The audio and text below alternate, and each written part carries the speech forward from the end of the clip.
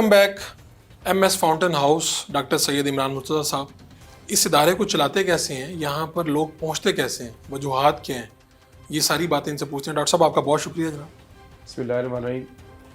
अस्सलाम वालेकुम आप सबको, व्यूअर्स को थैंक यू वेरी मच वड़ाई साहब आपका और आपके चैनल का कि जिन्होंने फाउंटेन हाउस जैसे इदारे को विज़िट किया।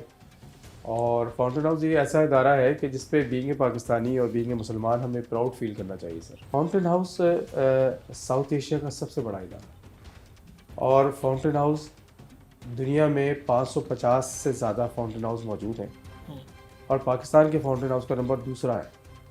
और ये तेज़ी से फैलने वाला, तेज़ी से बढ़ने वाला फाउंटेन हाउस सारी दुनिया में सबसे बड़ा है। और ये सारे दूसरे के जो फाउंटेन हाउस दुनिया में मौजूद हैं उनमें और इस फाउंटेन हाउस में बड़ा फ़र्क है।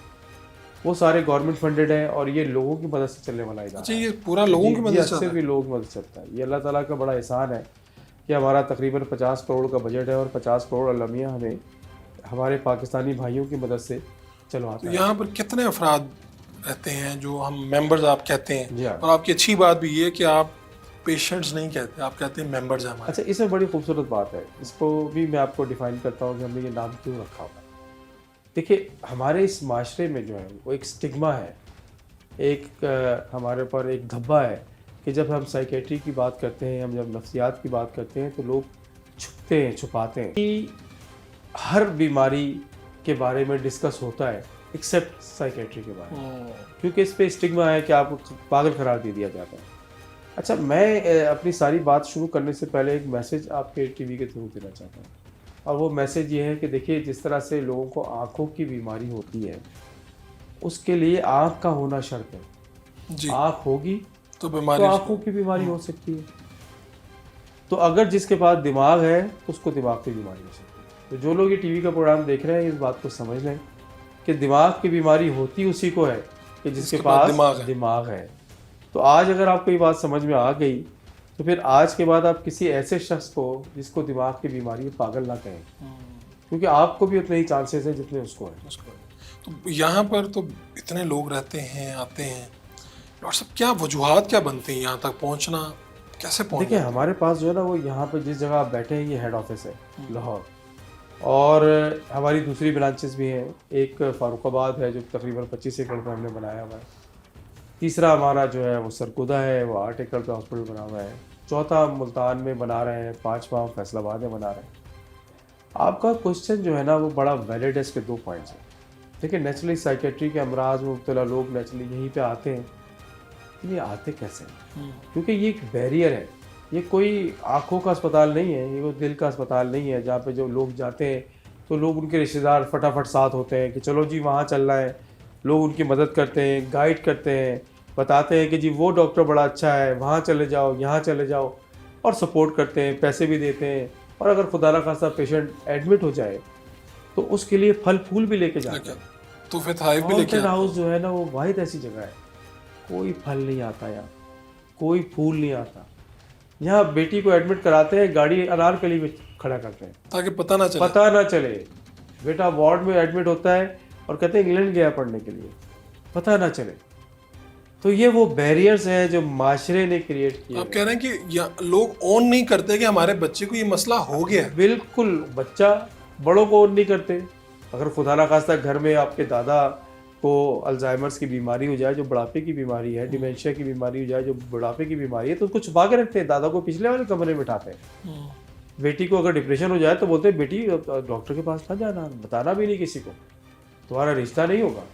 बच्चा अगर नशा करना शुरू कर देगा तो पूरा ख़ानदान मस्जिद में नहीं जाता नमाज पढ़ने। हमने आज से 10 साल पहले 10,000 पेशेंट अपने आउटडोर में चेक करते थे। हमारा आउटडोर 100% फ्री है। जो आ जाए, अगर वो कहे कि मैं ज़कात का हकदार हूँ तो ज़िंदगी भर की दवा भी फ्री है। ठीक है। अगर जो शख्स ये कह दे कि जी मैं इसके मेरे भाई को एडमिट करना है और मेरे पास 5,000 रुपये हैं तो हम 5,000 में भी एडमिट कर लेते हैं, लेकिन शर्त यही है कि ज़कात का हकदार होना चाहिए। 1,25,000 से ज़्यादा पेशेंट हमने पिछले साल चेक किए। 10 साल पहले 10,000 चेक किए, इस साल हमने 1,25,000 चेक किए। ये ग्राफ इंतहाई तेज़ी से फैल रहा है।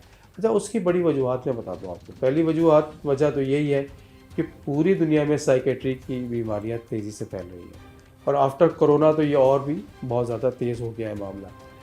कहते ये हैं 25% ऑफ द पॉपुलेशन जो है होल वर्ल्ड में, पूरी दुनिया में, वो साइकेट्री की इलनेस के साथ कहीं ना कहीं से जूझ रहे हैं। ठीक है। तो अगर 25% का मतलब ये है कि 8 अरब की आबादी है, तो 2 अरब लोग जो हैं वो इस तरह की बीमारी में मुब्तला हैं। लेकिन फिर वही बदकिस्मती है, चाहे वो अमेरिका हो, चाहे वो सऊदी अरब हो, चाहे वो पाकिस्तानी हो, साइकेट्रिस्ट के पास जाना स्टिग्मा करार दिया जाता है। फिर हमारा जैसा माशरा कि जहाँ पे शुभ शुभ बाबा मौजूद हैं, वहाँ पे जादू और तावीज़ लोग दूसरी तरफ देख रहे होते हैं बजाय गंगा, डॉक्टर के पास ये जाने। बड़ा एक पॉजिटिव असर करता है हमारे माशरे पे और इनकी बड़ी एक स्ट्रेंथ है और लोग इनके पास जाना पसंद करते हैं। तो इस माशरे में फाउंटेन हाउस जो है ना, वो ऐसी शमा रोशन किया हुआ है कि जो मैं आपको बताऊं, हमारे पास 400 मरीज हैं इसमें जो एडमिट है लाहौर में, जिसमें 300 मर्द हैं और 100 के करीब औरतें हैं। इसी तरह 200-250 फारुखाबाद में है, 100 से ज़्यादा सरगोदा में, तकरीबन तो 700 की स्ट्रेंथ है। लेकिन जब मैं आपको बात 700 की कर रहा हूँ, 25 करोड़ की आबादी, 7 करोड़ लोग साइकेट्री की बीमारी में मुब्तला हैं। 7 करोड़ 7 करोड़ लोग कहीं ना कहीं साइकेट्री की बीमारी में मुब्तला हैं। और टोटल पूरे पाकिस्तान में जो बेड्स अवेलेबल है वो कुछ हज़ार होंगे, कुछ हज़ार पूरे पाकिस्तान में। और बीमार कितने? 7 करोड़। अच्छा, सबको तो एडमिशन की ज़रूरत नहीं पड़ती, लेकिन जिनको एडमिशन की ज़रूरत पड़ती है वो कहाँ जाए? एक बीमारी है जिसके सबसे ज़्यादा पेशेंट हमारे पास है, इसको कहते हैं स्किज़ोफ्रेनिया, शिज़ोफ्रेनिया या बालफोलिया। ये पूरी दुनिया में 1 to 2% होती है। अगर पाकिस्तान की आबादी 25 करोड़ है, जबकि मैं इस पर एग्री नहीं करता, कहीं ज़्यादा है इससे। ठीक है। तो 1 to 2% का मतलब ये हुआ कि 50 लाख स्किज़ोफ्रेनिक्स रोडों पे घूम रहे हैं। टोटल कुछ हज़ार बेड्स हैं। अब आप अगली बात सुने, ये वो स्किज़ोफ्रेनिया की बीमारी है कि जिसमें कानों में आवाज़ें आती हैं कि ये मेरा दुश्मन है, इसको मार दो। तो ये हर वो हर स्किज़ोफ्रेनिया फर्द को आप अपना दुश्मन समझ रहे हो। स्किज़ोफ्रेनिया की बीमारी के अंदर कुछ चीज़ें नज़र आती हैं कि वो हुक्म देती हैं कि यहाँ पे आग लगा दो। और स्किज़ोफ्रेनिया की बीमारी के अंदर अपनी जान और दूसरे की जान लेना बहुत आसान होता है। ये ऐसे 50 लाख लोग हैं। तो क्या करें डॉक्टर साहब, करें क्या? अब करें क्या? करना क्या है कि जिस तेज़ी के साथ साइकेट्री के अमराज बढ़ते जा रहे हैं, हर बंदे को आप एडमिट नहीं कर सकते। महंगा इलाज है और बहुत महंगा इलाज है। देखिए, मैं ये समझता हूँ कि सबसे इम्पॉर्टेंट चीज़ जो है वो 2 जगह है।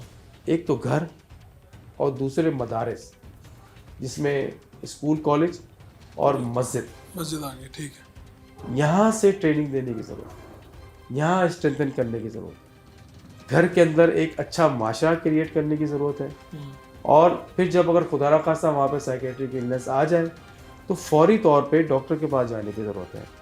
और नहीं तो जाली बाबों के पास जब जाते हैं, हमने एक स्टडी की सर कि हमारे पास जब कोई पेशेंट आता है तो ये पेशेंट जो है वो कितने जाली बाबों के पास, 7 से 9 जाली बाबों के पास होके आता है। वो आखिर में आपके पास आखिरी आता है, तो बात स्टेज आता जो है वो जब- आगे निकल चुकी होती है। बिल्कुल। और उस दौरान उसके जिस्म को जला हुआ होता है, जंजीरें उसको बंधी हुई होती है, तलाक उसको हो चुकी होती है, जॉब उसकी ख़त्म हो चुकी होती है, रिश्तेदार उसको छोड़ चुके होते हैं। पेशेंट हमारे पास इस सूरत में तो लाए। आप कह रहे हैं कि पहली स्टेज पे आपको पता चले हाँ। तो डॉक्टर के पास ले जाएं और वहीं से इसका सद्भाव हो सकता है कि हम इसकी परसेंटेज कम कर सकते हैं। सबसे ज़्यादा तो अवेयरनेस है, अवेयरनेस है, प्रिवेंशन है। अब प्रिवेंशन कैसे हो सकती है भाई? अब तो जीन्स में ये बीमारी मौजूद है, उसको कैसे प्रिवेंट करेंगे? लेकिन जब जीन्स में ये मौजूद है तो फिर आपने एटमॉस्फेयर इतना अच्छा रखना है, हेल्दी रखना है कि जहाँ पे फैमिली एक दूसरे के साथ जुड़ी हुई है।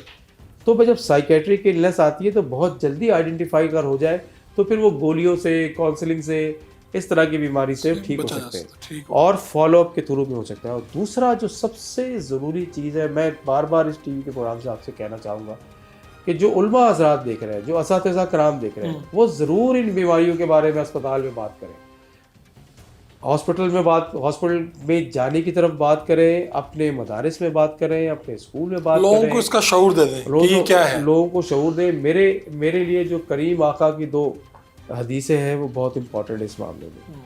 करीम आका सल्लल्लाहु अलैहि वसल्लम की एक हदीस कि बीमारों की तीमारदारी करो। तो ऐसे अस्पतालों को ज़रूर विजिट करें। ठीक है। जब आप विजिट करेंगे तो आपको अंदाज़ा हो जाएगा कि साइकेट्रिक इलनेस कैसी है। बड़ाई साहब, हमने सुनना छोड़ दिया है, तो मेरा मैसेज ये है कि सबसे पहले अपने घर वालों को सुनना चाहिए सुनना और सबसे पहले अपने उस कमरे में सुनना शुरू करें जिस कमरे में आप रहते हैं। मियाँ बीवी एक दूसरे को सुने, बच्चे एक दूसरे को सुने, माँ बाप की सुने, माँ बाप अपने माँ बाप की सुने, एक दूसरे को टाइम दें। जब आप टाइम देंगे तो अगर खुदा ना खास्ता कोई बीमारी, कोई अजाब, कोई मसाइल, कोई इम्तिहान आ रहा होगा तो आपको जल्दी पता चल जाएगा। नहीं तो मोहल्ले वाले बताएंगे कि तुम्हारा बच्चा नशा करता है, नहीं तो मोहल्ले वाले बताएंगे कि तुम्हारी बेटी को तलाक हो गई है। डॉक्टर साहब आपका बहुत बहुत शुक्रिया, आपने बहुत